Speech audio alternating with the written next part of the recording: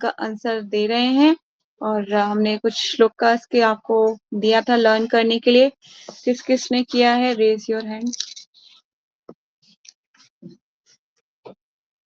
किसी ने नहीं किया? एक ने भी नहीं किया? ओ माय गॉड, क्यों नहीं किया? इतनी छुट्टी थी, हमने 3 दिन की छुट्टी लिया ना, फ्राइडे सैटरडे संडे। क्यों नहीं हुआ? रीजन? जयश्री, क्या रीजन है?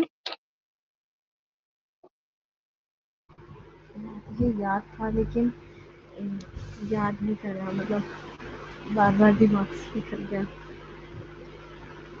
भूल गए कि याद करना था? याद था कि याद करना है लेकिन बैठ के याद नहीं करा। गलत बात है। तो मैं इतनी मेहनत कर रही हूँ आपके लिए, पर आप मेरे लिए थोड़ी मेहनत नहीं कर सकते? बस याद कर लो उसको। ये भी तो आपको ही तो है, आपके लिए तो है सारा कुछ। मतलब याद होगा तो आपको ही फायदा होगा, है ना? और सीरियसनेस भी पता चलता है इससे। एनीवेज, कोई बात नहीं, पर लेकिन उसको कर लीजिएगा, ठीक है? सबको करना है, ईशा आपको भी करना है, और भी लोग जो भी हैं, आई थिंक नताशा भी होगी हमारे साथ। सबको करना है ये याद। तो इकट्ठे होता जा रहा है आपका सारा कुछ सिलेबस। तो ध्यान से आगे चलते हैं आज के श्लोकास पे। 19 नंबर। तदा रजम तम तदा रजतम भावम कामलोभ अदाय अदाय अदाय च ये चेत एत अनाविद्यम स्थितम सत्वे प्रसिद्धति। शब्दार्थ: तदा उस समय, रज रजोगुण में, तम तमोगुण, भाव परिस्थिति, काम काम तथा इच्छा, लोभ लालसा, आदाय आदि, चा तथा ये, जो भी है, चेत मन, एते इनसे, अनावृद्धम प्रभावित हुए बिना, स्थितम स्थित होकर, सत्वे सतोगुण में, प्रसिद्धि परम प्रसन्न होता है। जो ही हृदय में अटल प्रेमा भक्ति स्थापित हो जाती है, प्रकृति के रजोगुण तथा तमोगुण के प्रभाव जैसे काम, इच्छा तथा लोभ हृदय से लुप्त हो जाते हैं।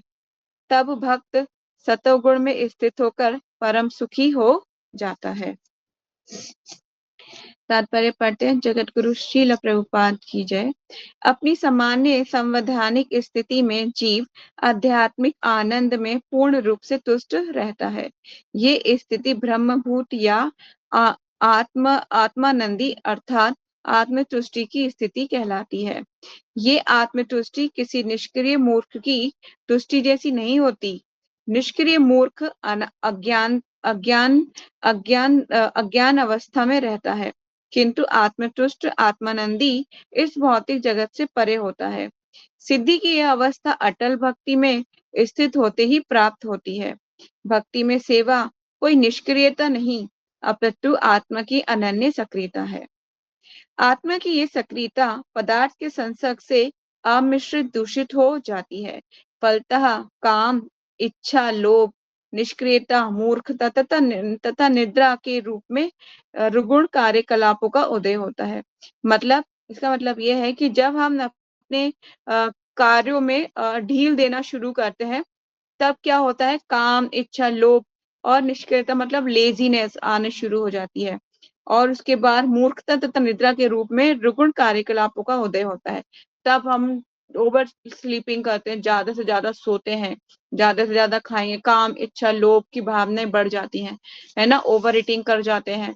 ऐसी बहुत सी चीजें हैं जो हमारी, मतलब अगर हम सीरियसनेस नहीं है भक्ति में, तो ये चीजें आपको मतलब रजोगुण और तमोगुण मिलके आपको ओवरकम कर जाएगा। आपकी सतोगुण से आगे, मतलब सतोगुण से आगे तो नहीं कहूंगी, वो आपको मतलब कि सतोगुण को परास्त करके इन गुणों से प्रधानता हो जाएगी। जैसे कि हम भगवद गीता में भी पढ़ते हैं ना, कि हम एक गुण दूसरे को परास्त कर देता है। तो इसी तरह से जो तमोगुण और रजोगुण जो है, पहले क्या होता है, सतोगुण को रजोगुण जो है प्रभावित करता है। फिर आगे रजोगुण जब इकट्ठा हो जाता है तो रजोगुण के बाद तमोगुण उसको प्रभावित करता है। मतलब मैंने कहने का मतलब है, पहले कोई भी मॉर्निंग में हमें सतोगुण में स्थित होते हैं, फिर रजोगुण में स्थित होते हैं, फिर रजोगुण के बाद क्या आता है, तमोगुण। और तमोगुण की स्थिति इतनी भयानक होती है, अगर उससे हम नहीं बाहर निकले तो हम जो हमारी जो एक्टिविटीज है वो मूर्खता में फलित होती हैं। मूर्खता में जैसे मैंने बताया ना, काम, क्रोध, लोभ, मोह, मत्सर्य और ओवर स्लीपिंग, ओवर ईटिंग, ये सारी हैबिट्स जो है ना, सारी तमोगुण से ही आती हैं। ठीक है। भक्ति में सेवा का प्रभाव रजोगुण तथा तमोगुण के इन प्रभावों से पूर्ण निराकरण होने पर प्रकट होता है। तब भक्त तुरंत ही सतोगुण में स्थित हो जाता है।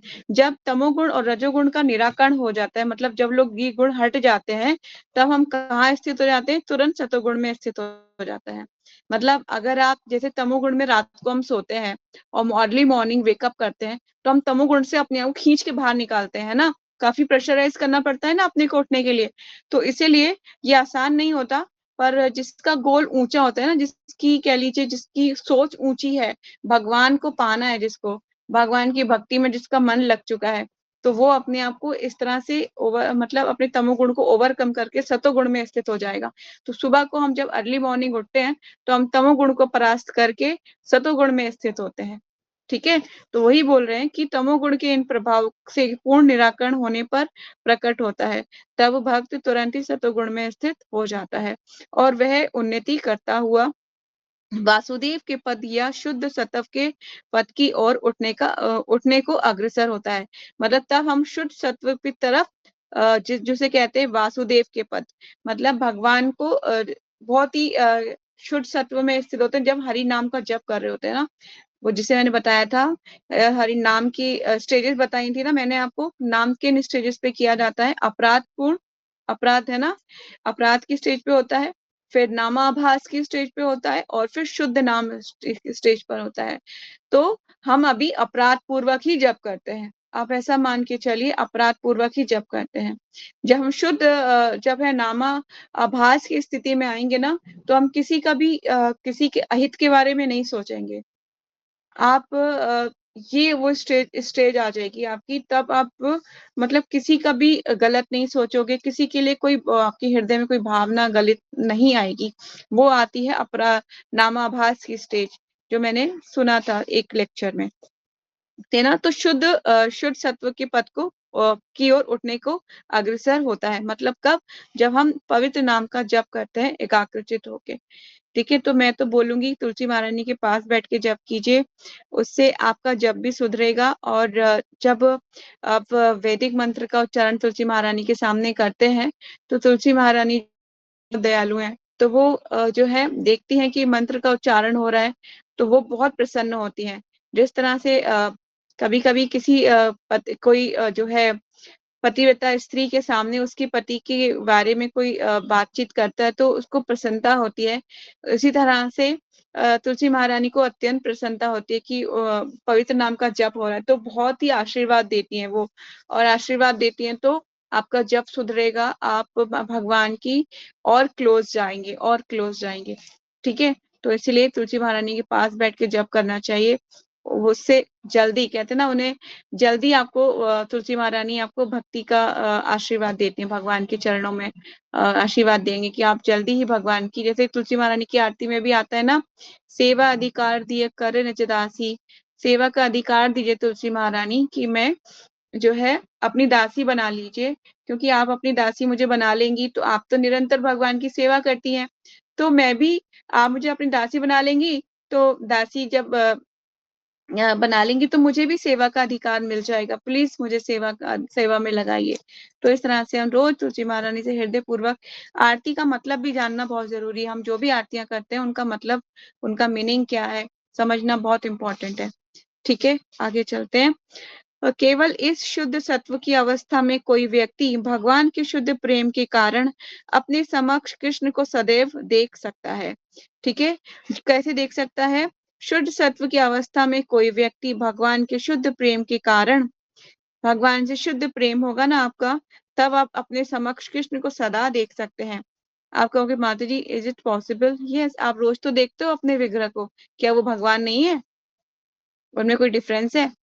नहीं, भगवान में और भगवान के विग्रह में कोई डिफरेंस नहीं होता। हमारे पास जो है आईज मटीरियल आईज हैं, इसलिए हम सोचते हैं भगवान, ये कैसे विग्रह है, ये कैसे भगवान है, अपने ऊपर मक्खी बैठी वो तो हटा नहीं सकते, ये कैसे भगवान है? भगवान ये सेवा लेना चाहते हैं आपसे, ताकि आप जो है आपको वो सेवा मिलेगी तो जल्दी से जल्दी आपका उद्धार हो पाएगा। ठीक है? भगवान तो पूर्ण स्वतंत्र है, उन्हें ना आपके खाने का, आपकी किसी चीज की जरूरत नहीं है कि आप उन्हें खिलाओगे नहीं तो उनको पेट नहीं भरेगा, या भगवान अपने वैकुंठ में बैठे हुए वेट कर रहे हैं कि आएगा आएगा आएगा, है ना? भगवान सिर्फ आपको सेवा में लगा के अपने धाम वापस ले जाना चाहते हैं कि आप जाओ अपने घर वापस। इस जो दुखालयम संसार है इसमें ना रहो। पग पग पे दुख है, हर स्टेज पे दुख है, कभी ये शरीर दुख देता है, कभी हमें कोई दूसरी जीवात्मा दुख देती है, देवी देवताओं के द्वारा दुख मिलते हैं, है ना? आदि देविक, आदि भौतिक, आदि आध्यात्मिक कष्ट मिलते हैं। आगे चलते हैं। भक्त सदैव, ये वाला पैराग्राफ आपको जो है हाईलाइट करना है, मार्क करना है, क्योंकि इम्पोर्टेंट है। मैंने ये पढ़ लिया था पहले ही, आपसे पहले, क्योंकि 3 दिन ब्रेक हुआ था तो मैंने रीड कर चुकी थी। तो ये पैराग्राफ बहुत इंपॉर्टेंट है। भक्त सदैव शुद्ध सत्व में रहता है। भक्त मतलब यहाँ पे भक्त की डेफिनेशन भी समझ लीजिए। वो भक्त होता है जो निरंतर भगवान का चिंतन करता है ना? हम तो साधक के लेवल पे हैं, अभी हम सधे नहीं है, मतलब अभी हमारी स्टेज वो वाली नहीं पहुंची है। तो भक्त सदैव शुद्ध सत्व में रहता है, अतः वे किसी को हानि नहीं पहुंचाता। किंतु एक अभक्त चाहे कितना भी शिक्षित क्यों ना हो, सदैव हानिप्रद होता है। मतलब जो शुद्ध भक्त होता है वो कभी किसी को हानि नहीं पहुंचा सकता। हानि से मतलब ये मत सोचिएगा कि वो किसी को मारता नहीं है, किसी को पीटता नहीं है, यही हानि नहीं होती। हानि का मतलब होता है कि आप अपने शब्दों के द्वारा, अपने व्यवहार के द्वारा, अपनी वाणी के द्वारा किसी का अपमान नहीं करते, किसी को शारीरिक, किसी को मानसिक, किसी को किसी भी तरीके का कष्ट नहीं देते। वो स्टेज होती है भक्त की। ठीक है?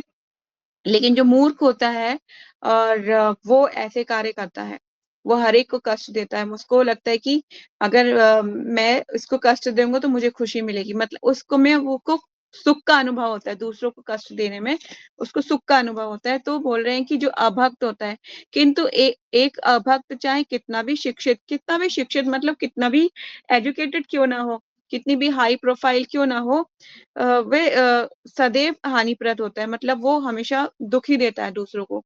मैंने देखा था कुछ दिन पहले, एक बहुत बड़ी गाड़ी में से एक अंकल निकले और एक बाइक वाले से लड़ रहे थे। क्यों? उस बाइक वाले की गाड़ी उनकी कार से छू गई थी, इसलिए। मैं ये सोच रही थी कि अब गाड़ी पे कुछ स्क्रैचेस भी नहीं आए, सिर्फ छू गई। उसकी में इतना ज्यादा ट्रैफिक को जाम कर लेना, इतना ज्यादा शाउटिंग करना, चिल्लाना, और उसका गिरेबान पकड़ लेना। बेचारा बाइक पे था और वो सॉरी सॉरी बोला, सॉरी अंकल, सॉरी अंकल। और उसके मतलब इतना ज्यादा, मतलब मैं ये देख रही थी कि आजकल के लोगों में सहन शक्ति, टॉलरेशन है ही नहीं। वो एक मतलब एक शब्द भी नहीं सुनना चाहते, ना वो बर्दाश्त करना चाहते। तो यही कारण है जो है इस कलयुग के लक्षण है, ये प्रकट होते हैं, मूर्खता में फलित होते हैं। तो लेकिन जो हमारे शास्त्र है हमें विनम्र बनना सिखाते हैं, है ना? तभी तो हम चैतन्य महाप्रभु भी अपने शिष्याष्टकम के श्लोक में बोलते हैं, तृणातपि सुनेचेन तरोरपि सहस्रनामानि न मान देना कीर्तनीय सदा हरि। ठीक है? तो बहुत इंपॉर्टेंट है। जरूरी नहीं है कि आप टिट फॉर टैट करो, टिट फॉर टैट करना हमारी प्रवृत्ति नहीं है। ठीक है? टिट फॉर टैट नहीं करना चाहिए किसी के साथ, बल्कि अ, अगर कोई हो भी जाता है तो बहुत ही हाथ जोड़ लो, बस इतना ही कर लो, और कुछ नहीं, बस क्षमा कर दीजिए। अब मुझसे किसी ने, मायापुर में ना कुछ बच्चे थे, नाम नहीं लूंगी उनका, उन्होंने पूछा माता जी ऐसे ऐसे प्रॉब्लम आती है, कैसे सॉल्व करें? हम एक रूम में रहते हैं, फिर मन मुटाव हो जाता है, कैसे सॉल्व करें? मैंने सबको बोला, अगर कहीं पे भी किसी भी डिवोटी धामवासी कहीं पे भी क्यों ना हो, बस हाथ जोड़ लो, माता जी क्षमा कर दीजिए, क्षमा कर दीजिए माता जी, आपके चरण कमलों में क्षमा मांगती हूँ। इतना बोलना है, बस इतना कर लोगे, आप सारे अपराधों से मुक्त हो जाओगे, आपका हृदय शुद्ध हो जाएगा। सामने वाला भी आपको आपको आपको मतलब ये आइडेंटिफाई करेगा कि हाँ, अच्छी है ये लड़की, कितना विनम्र है ये लड़की।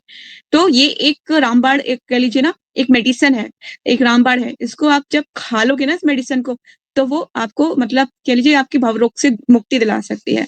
ठीक है? तो इट्स वेरी इंपॉर्टेंट कि आप क्या करते हो। आगे चलते हैं। तो यस, तो एक हाँ, अतः शुद्ध भक्त सदैव शुद्ध सत्व में रहता है, अतः वे किसी को हानि नहीं पहुंचाता।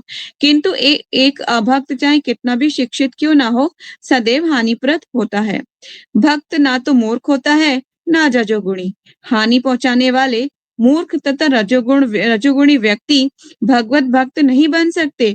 मतलब जो हानि पहुंचाते हैं मूर्ख लोग, वो रजोगुणी होते हैं, वे भगवत भक्त नहीं बन सकते। बहुत बहुत बहुत किसी भक्त के प्रति अपराध कर दिया, तो क्या आप सबको लगता है कि वो भक्त बन पाएगा कभी?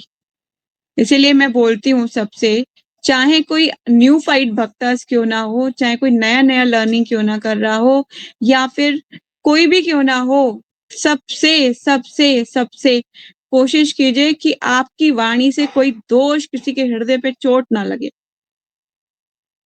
ठीक है? क्योंकि शास्त्र बताते हैं, रामायण में भी ऐसा लिखा है और भी बहुत सी जगह मैंने पढ़ा था कि 2 तरीके से हम किसी का वध कर सकते हैं।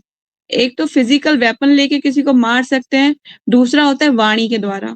वाणी के द्वारा हम जब वाणी के द्वारा जो शब्द निकालते हैं, वो भी एक तरीके से अस्त्र का काम करते हैं और दूसरे के हृदय को एकदम से उस कहते हैं ना काट देते हैं एकदम। मतलब कितने रिश्ते टूट जाते हैं इस वाणी के कारण ही। कितने-कितने डिवोर्स केसेस हो जाते हैं इस वाणी के कारण ही। कितना कुछ हो जाता है। अगर ये जो टंग है ना सही दिशा में लग जाए ना, मतलब इसको खिलाओ तो हरि नाम का प्रसाद खिलाओ, भगवान का प्रसाद खिलाइए। इसको कुछ बोलने के लिए बोले तो सिर्फ भगवान का नाम ही बोले। अगर ये 2 काम सिखा दोगे ना, तो वो कभी किसी का अपमान नहीं करेगी, कभी किसी को दोष नहीं देगी, किसी का गलत नहीं सोचेगी। तो इसी तरह से पहले तो हमारे दिमाग में सोच आती है, जब भी अभी कभी भी कोई थॉट्स आते हैं ना, पहले तो थॉट्स ही आते हैं। फिर उसको हम एप्लीकेशंस में निकालते हैं, प्रैक्टिकल एप्लीकेशन में करने का प्रयास करते हैं। तो पहले ही अगर कोई नेगेटिव थॉट आता भी है ना, तो उसको तुरंत ही उसको कट कर दो, तुरंत ही। क्योंकि पहले तो थॉट आएगा, फिर उसके बाद हमारे फिजिकल में आ जाएगा। तो इसीलिए पहले आप जो है उसको जल्दी से अपने गलत थॉट को हमें हटा देना चाहिए। ठीक है? तो बोल रहे हैं कि यस, भक्त ना तो मूर्ख होता है ना रजोगुणी। हानि पहुंचाने वाले मूर्ख तथा रजोगुणी व्यक्ति भगवत भक्त नहीं बन सकते, भले ही वे अपने बाहरी वेश से सब अपने आप को भक्त क्यों ना प्रदर्शित करें। हो सकता है उनका बाहरी भेष ऐसा हो जो भक्त लगे वो। भक्त में सदैव ईश्वर के सतुगुण पाए जाते हैं।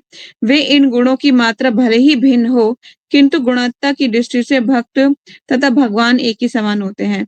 ये बहुत इम्पोर्टेंट, बहुत इम्पोर्टेंट है। मैंने बोला था आप इसको हाइलाइट मार्क कीजिए, क्योंकि भक्त के अंदर देवताओं के जैसे गुण आ जाते हैं। जो एक शुद्ध भक्त होता है ना, धीरे-धीरे गुण, जैसे ही आप भक्ति में जितने साल आप आगे बढ़ोगे और आपका एसोसिएशन ठीक है, आपको सही शिक्षा मिल रही है, आप सही मेडिसिन ले रहे हो, टाइम से मेडिसिन ले रहे हो। कहने का मतलब ये है, आप मेरी बात को इस तरह से समझिए, आपको जो-जो बताया जा रहा है, वो अगर आप एज़ इट इज़ कर रहे हैं, देन आपके अंदर शुद्ध सत्व के गुण आने शुरू हो जाएँगे। आप कहोगे माता जी कैसे? थोड़ा प्रैक्टिकली एप्लीकेशन के द्वारा समझाइए। तो आप समझिए कि मॉर्निंग में अगर आपका वेकअप ब्रह्म मुहूर्त में है, आप चैंटिंग मॉर्निंग में ही कंप्लीट करते हो, देन यू हैव रीडिंग, आपका रीडिंग या हियरिंग सारा प्रॉपर है और आपका डिवोटी एसोसिएशन है, देन आपके अंदर ऐसे सतोगुण आने शुरू हो जाएँगे जिनसे और लोग देख के प्रभावित होंगे और लोगों को लगेगा कि हाँ, कितना अच्छा है ना, कितनी खुश रहती है ये। कोई भी सिचुएशन क्यों ना हो, कैसे ओवरकम कर जाती है अपनी फीलिंग्स को, कैसे मतलब ये खुश रह पाती है ऐसी-ऐसी प्रॉब्लम में भी। तो लोग देखेंगे और जानने का प्रयास करेंगे। और आपके अंदर जैसे-जैसे ये गुण डेवलप होंगे, तो वो शास्त्र बोलते हैं, जैसे यहाँ पे प्रभुपाद जी भी कोटेशन बता रहे हैं कि भले ही वे अपने बाहरी वेश से यस, भक्त में सदैव ईश्वर के सतोगुण पाए जाते हैं, तो उसमें सतोगुण आने शुरू होते हैं। मतलब 2 बार स्नान करेगा और कुछ भी करेगा, सेवा भगवान सेंटर में होंगे उसके, कुछ भी बोलेगा, तो भगवान से शास्त्रों से रिलेटेड बात करेगा। तो कहने का मतलब ये कि उसमें देवताओं के जैसे गुण पाए जाते हैं। इन गुणों की मात्रा भले ही भिन्न हो सकता है गुणों की मात्रा भिन्न-भिन्न हो सकती है।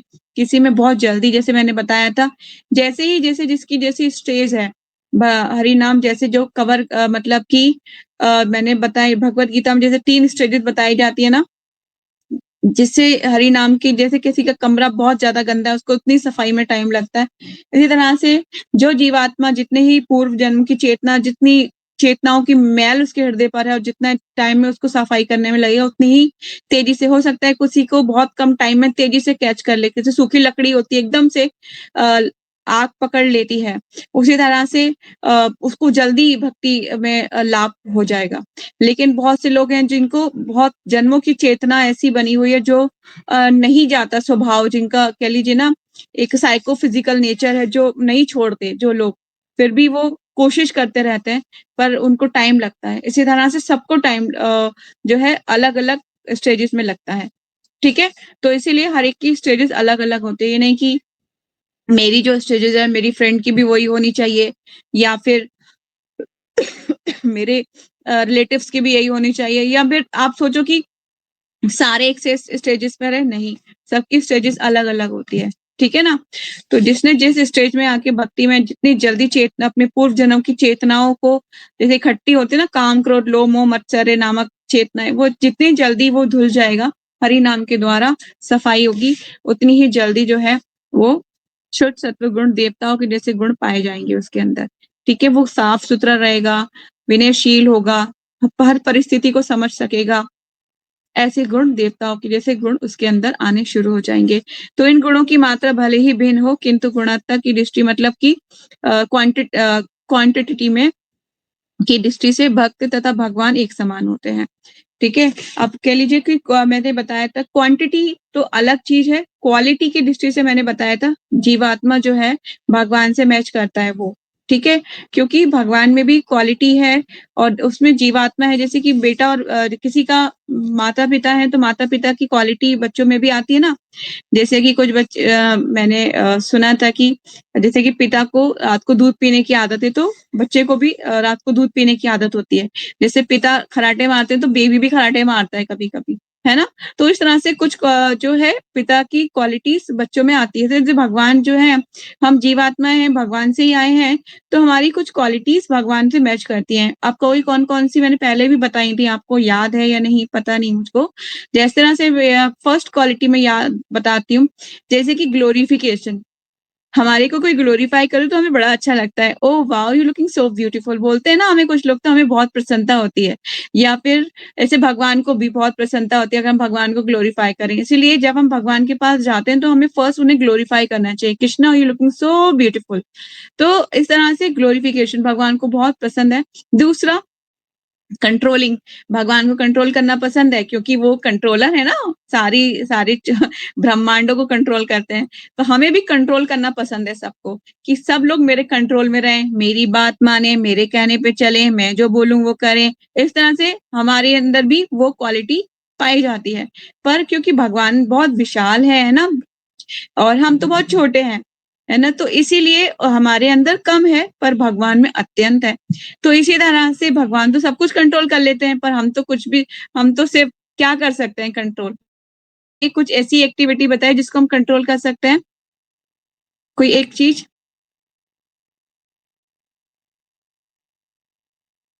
Anyone else? जिसको हम कंट्रोल कर सकते हैं? गुस्सा। गुस्से को हाँ, कह सकते हो, पर मुझे लगता है हम जो है कभी-कभी फास्टिंग करनी होती है ना तो अपनी अपनी जो हमारा भूख होती है उसको हम कंट्रोल करते हैं, है ना? करते हैं कि नहीं करते? आज एकादशी है, प्रसाद अभी नहीं पाना या फिर 12 बजे तक कल सीता नवमी है 12 बजे तक फास्टिंग रखना है। अब नरसिंह चतुर्दशी आएगी सनसेट तक मतलब कि 5 बजे तक भगवान का अभिषेक नहीं हो जाएगा, तब तक फास्टिंग करना होता है। कुछ डिवोटीज़ निर्जल भी करते हैं। मैं भी निर्जल करती हूँ। तो मतलब ये हम अपनी प्रिय चीज़ों को छोड़ते हैं, अपना कंट्रोल करके रखते हैं, है ना? इस तरह से बहुत जैसे भगवान के अंदर जो है क्वालिटीज़ वो हमारे अंदर भी आती हैं, क्योंकि जीवात्मा भगवान का अंश है इसीलिए। ठीक है, तो इट्स वेरी इंपॉर्टेंट, आप भगवान से अलग नहीं है। नेक्स्ट श्लोकास करते हैं, बहुत सुंदर है ये श्लोकास, आगे चलते हैं। एवं प्रसन्नं मनसो भगवत भक्ति योगतः भगवत तत्व विज्ञानम मुक्त संगस्य जायते। एवं इस प्रकार प्रसन्न सुफृत मनसा मन से भगवत भक्ति भगवान की भक्ति योग्यता संपर्क से भगवान का तत्व ज्ञान विज्ञानम वैज्ञानिक मुक्त हुआ संगत से संगति का जायते हो जाता है।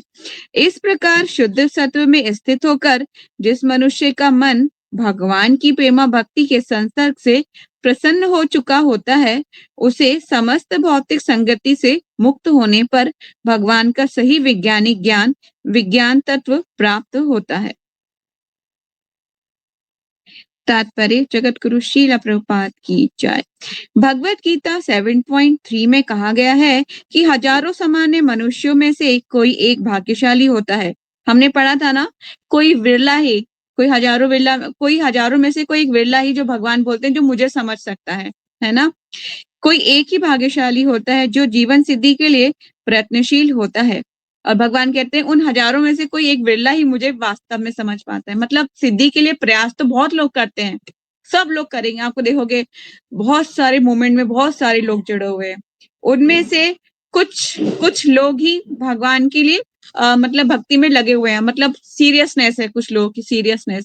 उन हजारों में से कोई एक विरला ही भगवान को समझ पाएगा। आप कहोगे माता जी 1% का भी बस चांस है क्या? हाँ, क्यों? क्योंकि इतना आसान नहीं है भगवान को समझ पाना, बहुत, मतलब समझ लीजिए अपने आप को मिटाना, मतलब कहने ना तृणान तपी झुक जाओ तृण के समान जमीन के ऊपर, और लोग आपको जो है कहते हैं ना तृणान तपी सुने चेना, वो जो जब तक वो नहीं होगा तब तक भगवान को नहीं, भगवान की प्रेमा भक्ति अचीव नहीं कर पाओगे, बहुत मुश्किल है।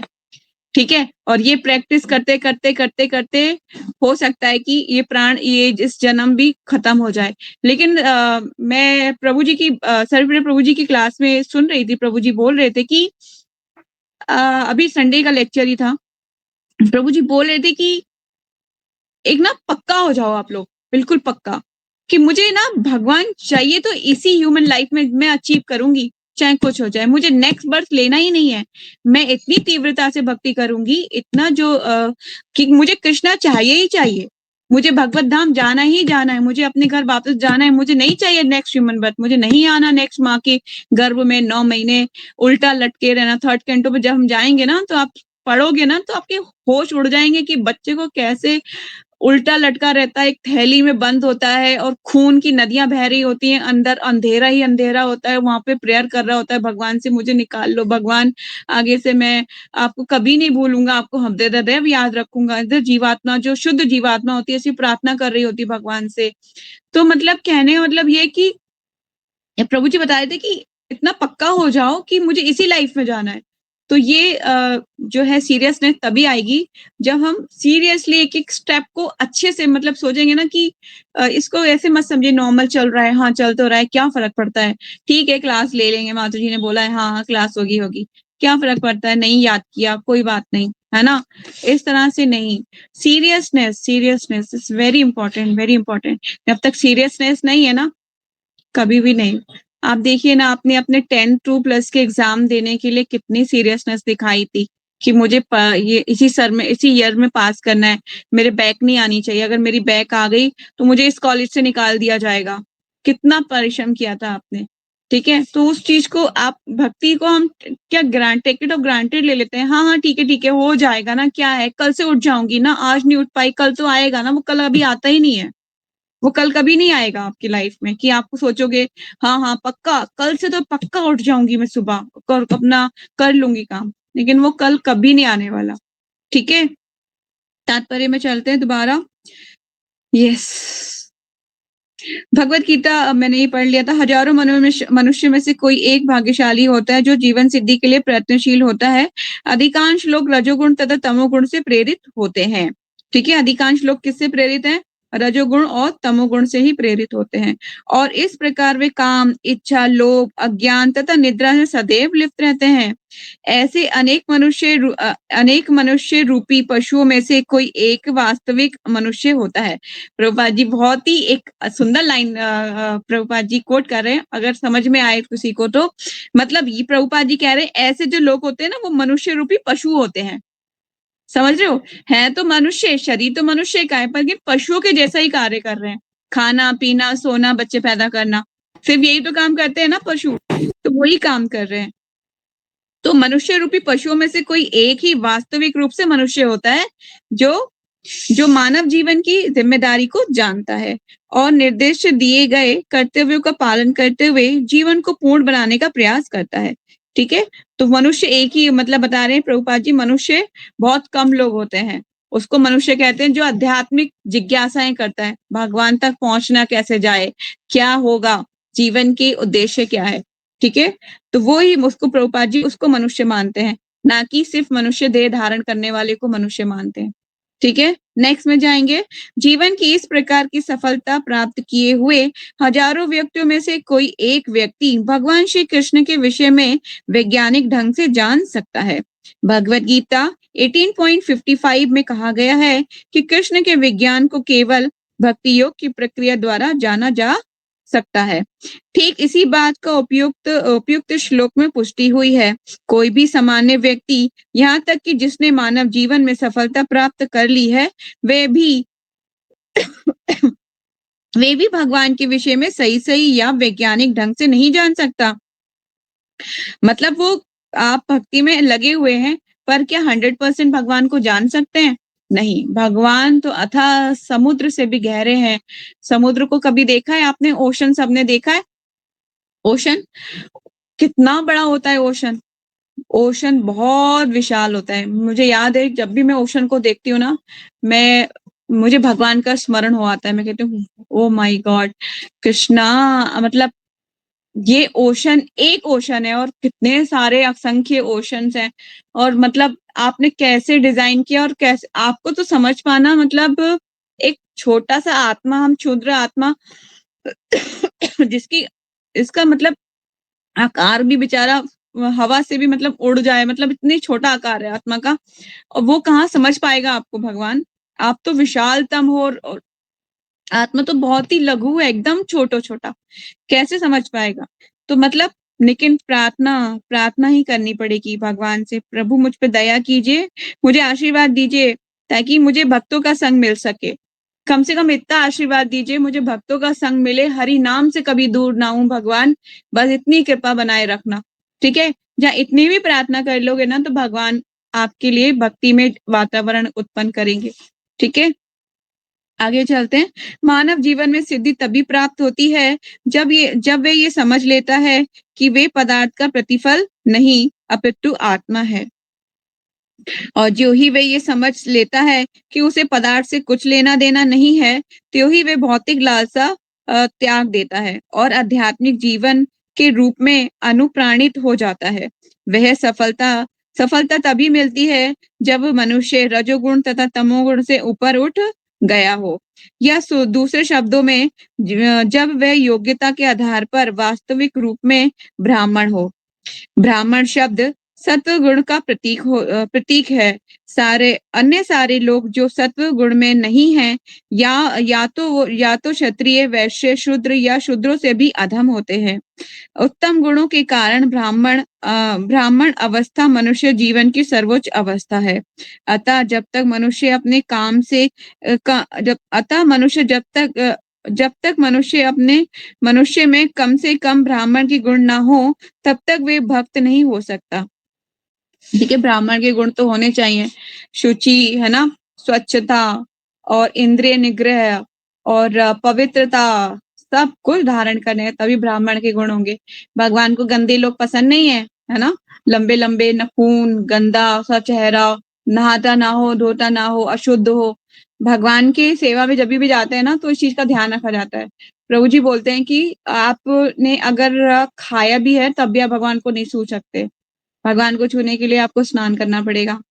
ठीक है, तो बहुत ही पवित्रता का ध्यान रखना पड़ता है, बहुत ज्यादा। ठीक है। आपने डीटी वर्शिप कोर्स भी किया है, उसमें भी काफी चीजें आपको समझाई गई होंगी।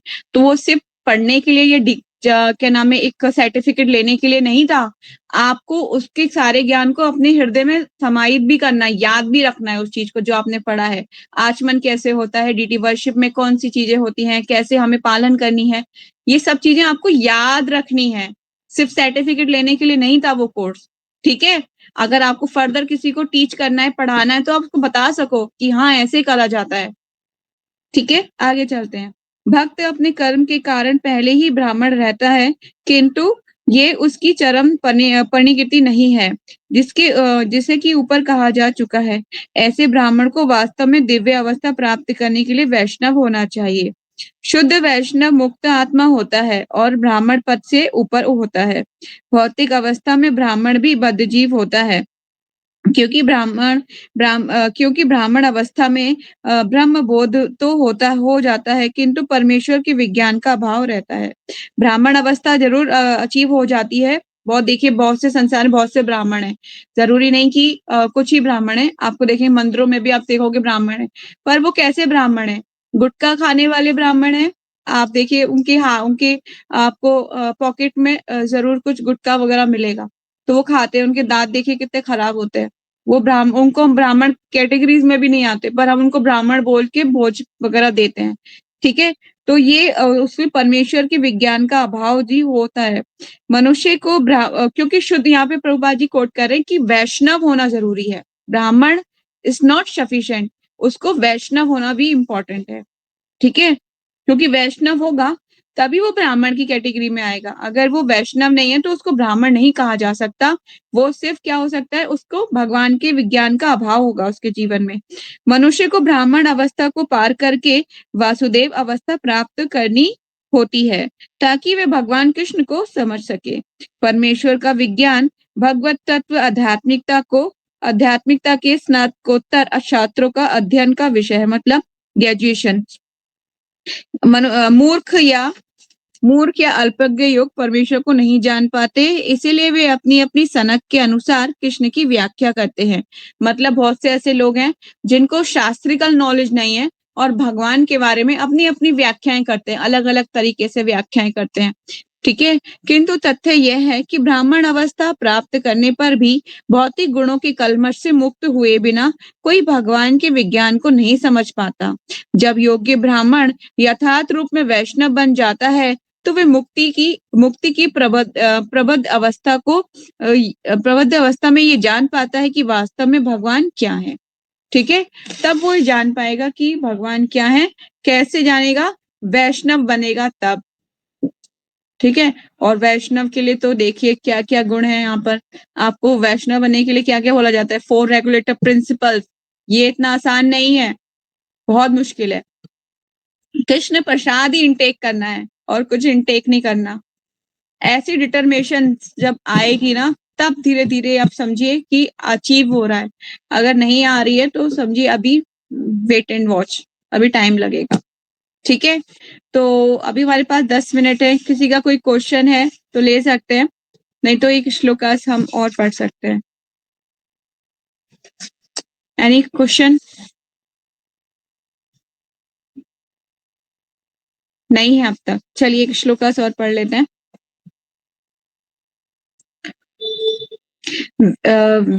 विधेयते हृदय ग्रंथि छिद्यन्ते सर्व संशया छिद्यन्ति चारस्य कर्माणि दिष्टा एवात्मानि ईश्वरा भिद्यन्ते शब्दार्थ भिद्यन्ते भिद जाती है हृदय की ग्रंथि गांठें, छिद्यन्ति खंड खंड हो जाते हैं, सर्व सभी संशय भ्रम सदैव संदेह छिद्यन्ति समाप्त हो जाते हैं। चा तथा अस्य उसकी कर्माणि सकाम कर्मों की श्रृंखला दृष्टि देखने के पश्चात निश्चय ही आत्मानी स्वयं आत्मा को ईश्वरे प्रधान या स्वामी में।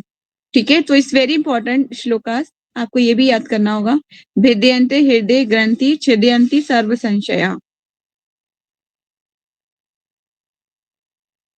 इस प्रकार हृदय की गांठ भिद जाती है और सारे संशय छिन्न भिन्न हो जाते हैं। जब मनुष्य आत्मा को आत्मा को स्वामी के रूप में देखता है तो सकाम कर्मों की श्रृंखला समाप्त हो जाती है। तात्पर्य जगत गुरु श्रील प्रभुपाद की जय। भगवान का वैज्ञानिक ज्ञान प्राप्त करने का अर्थ है उसी के साथ साथ अपने आप को भी देखना। यहाँ तक कि आत्मा रूप में जीव की पहचान की बात है, उसके संबंध में अनेक कल्पनाएं एवं भ्रांतियां हैं।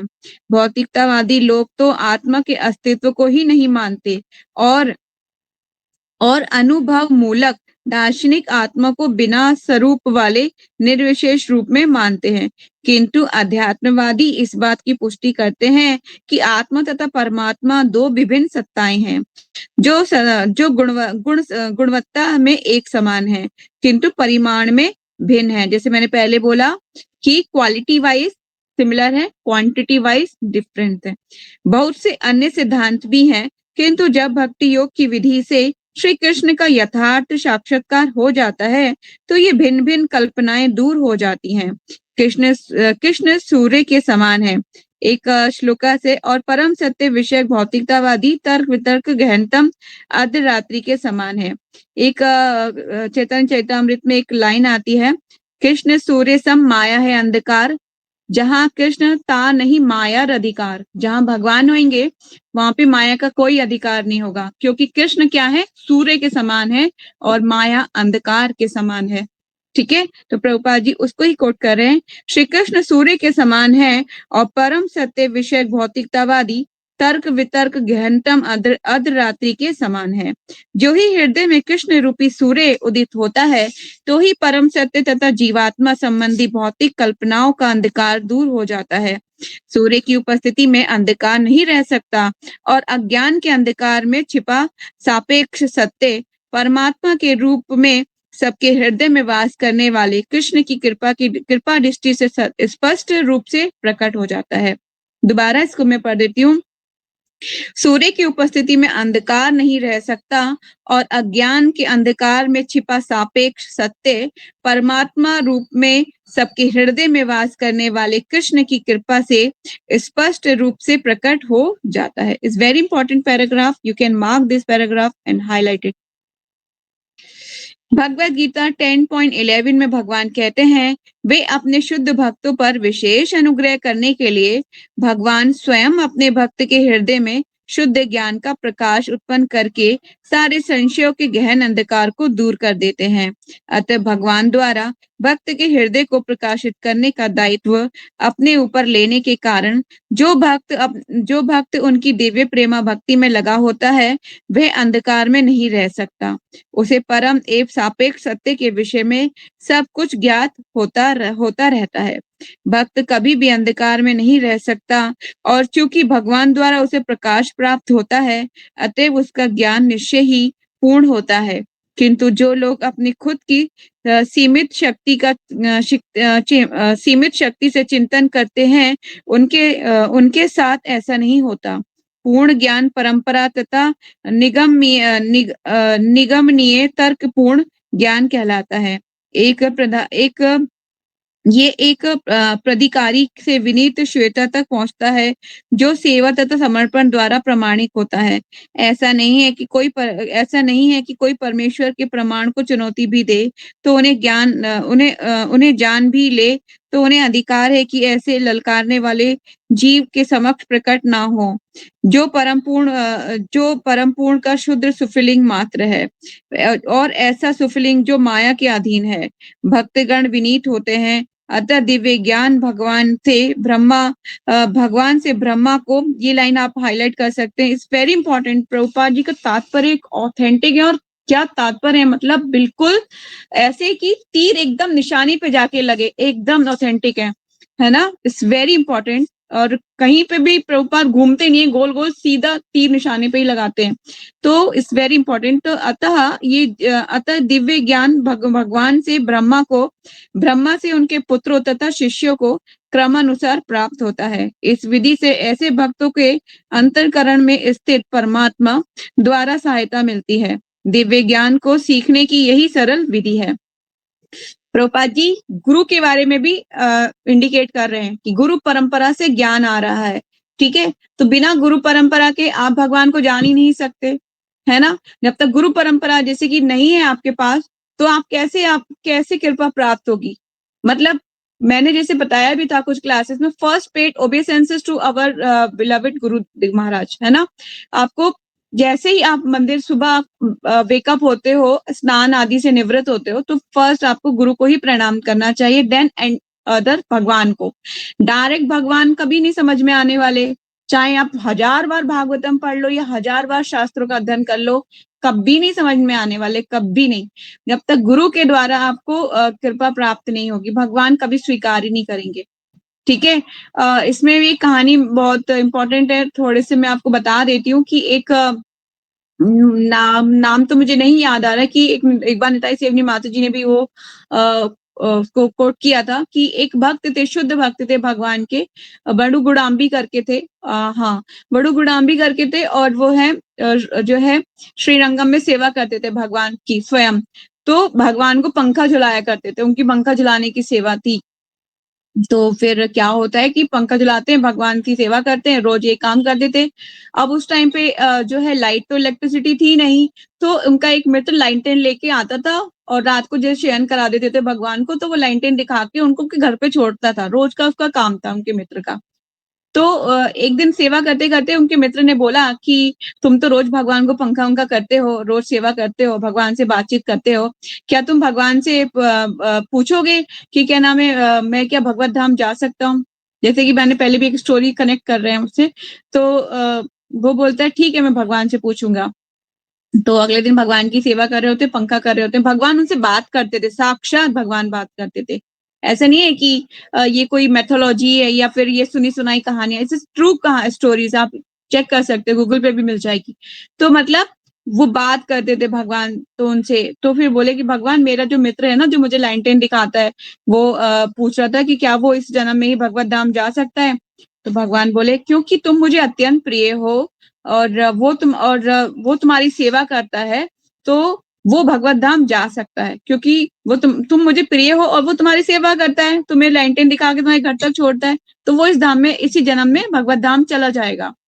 तो अब उनको उत्सुकता हो जाती है कि भगवान मेरा क्या होगा? तो वो बोलते हैं तुम्हारा थोड़ा डाउट है, सॉरी तुम्हारा थोड़ा डाउट है, तुम नहीं जा पाओगे। भगवान मैं आपकी डायरेक्ट सेवा करता हूँ, आपको पंखा करता हूँ, मैं नहीं जा पाऊँगा, मेरा फ्रेंड जा पाएगा, ऐसा कैसे हो सकता है? मतलब होता है ना भक्त और भगवान के बीच में अब इस टाइप से लड़ाई सी हो रही है हल्की-सी। तो मैं क्यों नहीं जा पाऊँगा? मैं आपकी सेवा करता हूँ। भगवान बोलते हैं सॉरी, क्योंकि तुम्हारे पास गुरु नहीं है ना।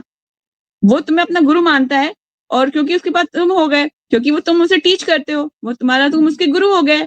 वो लेकिन तुम्हारे पास तो कोई गुरु नहीं है ना, तुम तो मुझसे डायरेक्ट जुड़े हुए हो, तो तुम नहीं जा पाओगे, सॉरी। और वो कहता है हे भगवान, भगवान के हाथ में पंखा पकड़ाता है, ये लो अपना पंखा स्वयं करो, मैं जा रहा हूँ। कहाँ जा रहे हो? गुरु ढूंढने। तो वो अपना गुरु ढूंढने के लिए जाते हैं, और जो भी उन्हें देखता है कि ये इतने महान भक्त और ये हम इन्हें कैसे गुरु बना सकते हैं, मतलब हम इनके गुरु कैसे बन सकते हैं? तो बहुत ही उन्हें कोई गुरु नहीं स्वीकार कर रहा होता। फिर उसके बाद जो है अपना वेश बदल के और किसी गुरु को अच्छे से ढूँढते हैं वो, और उसके बाद उनकी सेवा करते हैं, और तब जाके जो है भगवान उनसे प्लीज़ होते हैं, खुश होते हैं, तब भगवान के धाम जाते हैं। कहने का मतलब ये है, मेरा जो पॉइंट आप समझ गए होंगे कि मैं क्या कहना चाह रही हूँ, कि आप डायरेक्ट भगवान को सर्व नहीं कर सकते। गुरु परंपरा के द्वारा ही आप भगवान को सर्व कर सकते हो, तभी भगवान प्लीज़ होंगे। आप लाख बार आप प्रार्थनाएँ कर लो, लाख बार कुछ ना कर लो, भगवान रुई डाल के ना सामने बैठे रहेंगे। लेकिन जब आप भक्तों की सेवा करोगे ना, तब भगवान सुनेंगे। और इसके तो बहुत सारे एग्ज़ाम्पल हैं, है ना? बहुत से आप अपनी लाइफ़ में भी देख सकते हो। कितनी पहले भी प्रार्थनाएँ की होंगी, कितनी फुलफिल हुई, है ना? और लेकिन जब भक्ति में हम आ जाते हैं और भक्तों की सेवा कर देते हैं, तब कैसे फुलफिल हो जाती है? कौन-सी मैजिक चल जाता है, कौन-सी जादू की छड़ी चल जाती है कि सारी फुलफिल हो जाती हैं? होता है कि नहीं होता है ना? तो ये सब चीज़ें मैं ये मानती हूँ कि जब आप किसी भी प्रोसेस को ऑथेंटिकली फ़ॉलो करते हैं, देन कृष्णा विल हियर, भगवान सुनते हैं। भगवान को लगता है ओह! हमने तो वैष्णव समाधि पे, मैं बताती हूँ आपको बहुत सारी चीज़ें शॉर्टकट है आपके लिए, कि आप क्या कीजिए, वैष्णव समाधि पे झाड़ू लगाइए और तुलसी महारानी की सेवा कीजिए। भगवान को अत्यंत प्रसन्नता होगी। वैष्णव की सेवा कीजिए पूरी तरह से, बस फुल्ली भूल जाइए कि आपकी आइडेंटिटी क्या है। यू कैन फॉरगेट, भूल जाओ, क्योंकि ये जो सर है ना, ये तक ये सर नहीं झुकता ना, तब तक ना कुछ भी अचीव नहीं हो पाएगा। जिस दिन ये सर झुक जाएगा ना वैष्णव के चरणों में, और भगवान को अपने भक्त अत्यंत प्रिय हैं, कभी अपराध नहीं करना वैष्णव के प्रति, कभी भी नहीं। भगवान को अपने भक्त इतने प्रिय हैं कि जरा से अपराध भी हो जाए ना, तुरंत ही भक्ति में फॉल डाउन हो जाएगा, तुरंत तुरंत तुरंत सब कुछ छीन लेंगे आपसे, तुरंत भक्तों का संग भी छीन जाएगा, माला छूट जाएगी, मतलब इतना ज्यादा। और डिवोटीज तो बहुत ही, डिवोटीज तो छूट ही जाएंगे, मंदिर भी जाना आपके लिए बंद हो जाएगा। भगवान जब अपराध हो जाएगा ना, भगवान स्वयं भी नहीं बुलाएंगे आपको मंदिर। कहने का मतलब ये कि बहुत बहुत बहुत सतर्क रहना चाहिए, बहुत आपकी वाणी कैसे बोल रहे हो, क्या कर रहे हो, सब कुछ बहुत इंपॉर्टेंट है। ठीक है, अब हम इसको खत्म कर देते हैं, श्लोका इसका प्रपोर्ट को, तात्पर्य को आगे चलते हैं। इस अनुभूति के द्वारा भक्त आत्मा तथा परमात्मा के अंतर को सही सही समझ पाता है, क्योंकि आत्मा तथा पदार्थ की गांठ भगवान द्वारा खोली जाती है। ये ग्रंथि अहंकार कहलाती है। ठीक है, जब हम गुरु परंपरा के द्वारा भगवान को अप्रोच करते हैं, तो हृदय की जो ग्रंथि है, जो ग्रंथि मतलब जो गांठ है, वो खुलती है। ठीक है, एक स्टेजेस जैसे बहुत सारी गांठें लगाई हुई, हम अलग अलग जन्मों से चेतना अलग अलग शरीरों में से होके आ रही, कभी हम छिपकली बने, कुत्ता, बिल्ली, सुअर, पता नहीं क्या क्या बन के आए हैं, अलग अलग चेतनाएं इकट्ठी करके आए हैं। ठीक है, तो वो जो गांठें हैं, अलग अलग जन्मों की जो चेतना इकट्ठी करी है, तो वही बता रहे हैं प्रभुपाद जी, द्वारा पढ़ देती हूँ। इस अनुभूति के द्वारा भक्त तथा आत्मा तथा पदार्थ के अंतर को सही सही समझ पाता है, क्योंकि आत्मा तथा पदार्थ की गांठ भगवान द्वारा खोली जाती है। ये ग्रंथि अहंकार कहलाती है, जिससे जीव झूठे ही अपने आप को भौतिक पदार्थ मानता है। अतः जो ही ये ग्रंथि ढीली पड़ती है, संशय के सारे बदल तुरंत छट जाते हैं। जो आपके हृदय में संशय होता है, तुरंत छट जाएंगे। कैसे? जब आप गुरु के द्वारा, गुरु वगैरह कहते हैं ना, दिव्य ज्ञान हृदय प्रकाशित हो, जब हृदय में गुरु के द्वारा दिव्य ज्ञान, गुरु की कृपा होगी, तो हृदय में वो दिव्य ज्ञान प्रकट होगा, और उसके द्वारा सारे संशय की ग्रंथियां कट जाएंगी, सारी गांठें खुल जाएंगी। तब क्या होगा? संशय के बादल तुरंत छट जाते हैं, मनुष्य अपने स्वामी का दर्शन करने लगता है। हम अपने स्वामी का मतलब अब भगवान के दर्शन करने लगता है। प्रभुपाद जी कई बार अपने लेक्चर्स में भी बोलते हैं कि आप भक्ति में जैसे जैसे आगे बढ़ेंगे, और शुद्ध भक्ति में जैसे आप गुरु की कृपा के द्वारा आगे बढ़ेंगे, गुरु की कृपा होगी, तब भगवान आपको दिखने भी लगेंगे, बात करेंगे आपसे आपस में, ऐसी स्टेज। मैं ये सोचती थी कृष्णा कब ऐसा होगा कि मैं आपको कुछ खिलाऊं और आप तुरंत ही खा जाओ, कब ऐसा होगा कि मैं, मेरे भौतिक नेत्र कब आपको इस तरह से जो है देख सके कि मैं खिला रही हूँ और आप खा जाओ, मैं खिला रही हूँ आप खा रहे हो, कब ऐसा होगा? तो ऐसी मतलब हृदय में आपकी भावना रहनी चाहिए कि आपको भगवान कहते हैं ना, प्रभुपाद जी बता रहे हैं कि संशय के सारे बादल तुरंत छट जाते हैं, मनुष्य अपने स्वामी को देखने लगता है, और सकाम कर्मों के बंधन को समाप्त करके वे भगवान की दिव्य प्रेमा भक्ति में लग जाता है।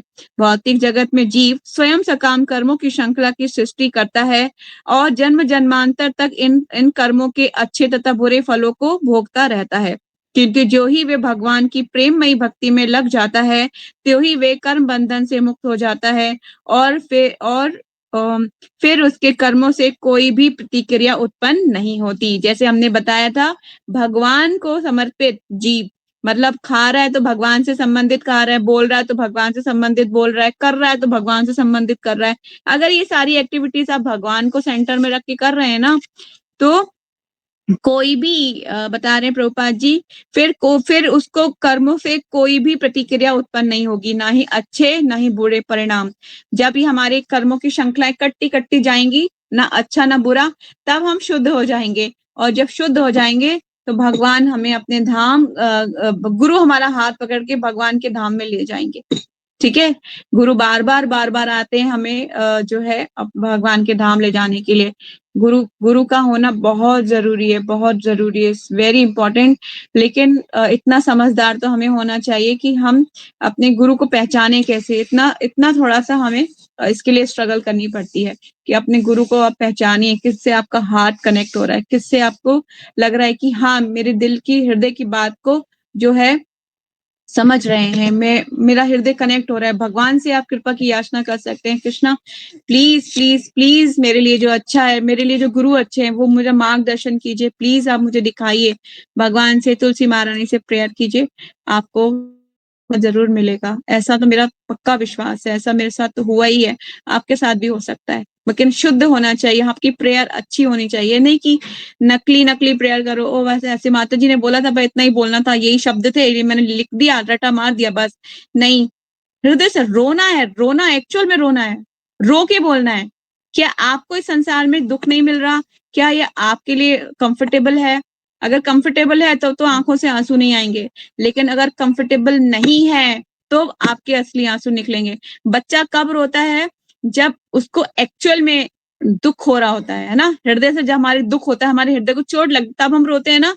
लेकिन अगर हम बहुत अच्छे से हैं, कोई प्रॉब्लम नहीं है, सब कुछ कंफर्टेबल है, तो कभी रोना नहीं आएगा। इसलिए आपको एक्चुअल में रोना पड़ेगा भगवान के सामने, तब भगवान जो है गुरु को भेजेंगे आपके लिए। ठीक है, तो आज हम यहीं तक पढ़ेंगे। Any more question you can ask, I have 1 minute। हरे कृष्णा माता जी। माता जी जैसे कि बोलते हैं कि हम गुरु को नहीं ढूंढते हैं, गुरु हमें ढूंढते हैं। तो गुरु हमें मतलब किस बेसिस पे ढूंढते हैं, और वो क्या हमें हर जन्म में ढूंढने का प्रयास करते हैं? हाँ, प्रभुपाद जी एक बार मॉर्निंग वॉक पे थे और एक पपी, मतलब कुत्ता, कुत्ते का बच्चा उनके पैर के पास घूम रहा था, गोल गोल गोल गोल गोल गोल गोल गोल। प्रभुपाद जी वो डिसाइपल्स जो उनके साथ थे, वो उनको हटाने का प्रयास कर रहे थे उस पपी को, मतलब होता है डांट रहे थे, हटा रहे थे। तो प्रभुपाद जी बोले नो नो, रहने दो, इसको मत हटाओ, this is my fallen disciple. Prabhupada ने पहचान लिया, पहचान लिया, गुरु पहचान लेते हैं। उनका डिसाइपल कोई भी योनि में चला जाए, हो सकता है कुकर्म करे हो उसने, है ना, फिर भी दीक्षा ली हो, खुद को और गलत कर्म किए हो, फिर कुत्ते की योनि में आ गया हो, तो इस तरह से गुरु पहचान लेते हैं। अब फिर भी गुरु उसके लिए भगवान से प्रेयर करते हैं, भगवान से प्रेयर करते हैं कि कैसे भी इसका उद्धार हो सके। फिर फिर दोबारा जन्म लेके आएगा, फिर मनुष्य जन्म दोबारा लेके आएगा, फिर दोबारा से अपना प्रयास करेगा करेगा करेगा। पर गुरु कभी नहीं छोड़ते, गुरु हमेशा लगे रहते हैं उसको ले जाने के लिए, क्योंकि गुरु का दायित्व ही यही है। जब भी दीक्षा होती है ना हमारी, मैंने आपको पहले ही बताया है कि जब दीक्षा होती है ना, गुरु हमारे सारे पास्ट कर्मास को ले लेते हैं, सारे पास्ट कर्मास को ले लेते हैं, और हमें जैसे नया जीवन प्राप्त होता है, इसलिए हमें न्यू नेम मिलता है ना, नया नाम मिलता है, नया जन्म होता है। तो इट्स वेरी इंपॉर्टेंट। तो गुरु के द्वारा ही हम भगवान को समझ सकते हैं, और कोई रास्ता नहीं है, नहीं है, नहीं है, नहीं है। ठीक है, एनी मोर क्वेश्चन? किसी और का कोई क्वेश्चन नहीं है? ओके, ठीक है, तो फिर यही वाइंड अप करते हैं, कल कंटिन्यू करेंगे। और कल सबको फास्ट करना है, सीता महारानी का अपीयरेंस डे है, ठीक है। तो 12 बजे तक फास्टिंग है, then we can take again prasad, उसके बाद आप अन्न प्रसाद ले सकते हो, ठीक है। वांछा कल्पा तरुभ्यक्ष कृपा सिंधु बचा पतितानां पावनेभ्यो वैष्णवेभ्यो नमो नमः। अनंत कोटि